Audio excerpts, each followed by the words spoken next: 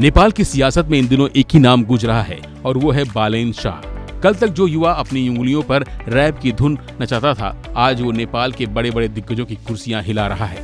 काठमांडू के मेयर पद से इस्तीफा देकर अब प्रधानमंत्री की रेस में सबसे आगे चल रहे बालेन शाह आखिर कितनी संपत्ति के मालिक हैं? एक स्ट्रक्चरल इंजीनियर से लेकर जनजी के पोस्टर बॉय बनने तक बालेन शाह ने कितनी दौलत और शोहरत कमाई, आज इस रिपोर्ट में आपको यही बताने जा रहे हैं।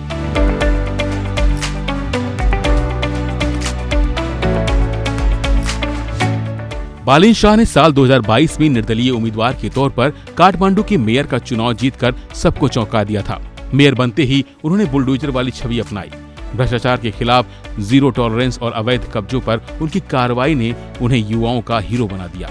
हालांकि उनकी संपत्ति को लेकर सवाल भी उठे, लेकिन बालेन शाह ने हमेशा पारदर्शिता की बात की। आज उनकी पार्टी राष्ट्रीय स्वतंत्र पार्टी यानी आरएसपी नेपाल के आम चुनाव 2026 के नतीजों में जीत के झंडे गाड़ रही है। रिपोर्ट्स के अनुसार बालेन शाह की मासिक आय लगभग 3 लाख नेपाली रुपए के आसपास बताई जा रही है। यह आय अलग अलग स्रोत से आती है। उनकी कमाई का बड़ा हिस्सा निजी व्यवसाय से आता है, जबकि कुछ हिस्सा उनके म्यूजिक और सोशल मीडिया से जुड़ा हुआ है। पहले मेयर पद पर रहते हुए उन्होंने सरकारी वेतन भी मिलता था, लेकिन अब राष्ट्रीय राजनीति में सक्रिय होने के कारण उन्होंने उस पद से इस्तीफा दे दिया है। मीडिया रिपोर्ट्स के अनुसार बालेन शाह की कुल संपत्ति बहुत ज्यादा नहीं है।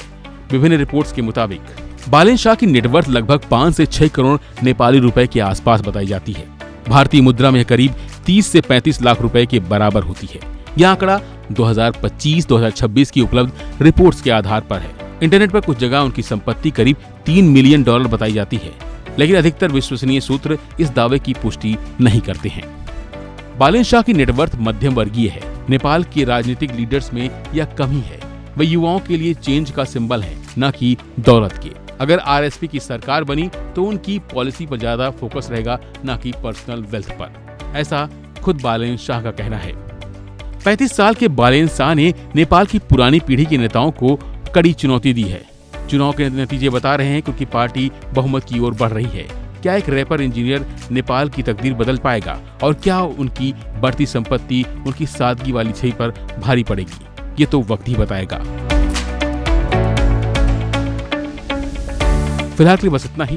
बाकी अपडेट के लिए बने रहिए वन इंडिया हिंदी के साथ।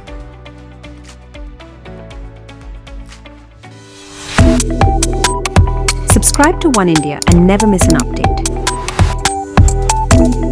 Download the One India app now.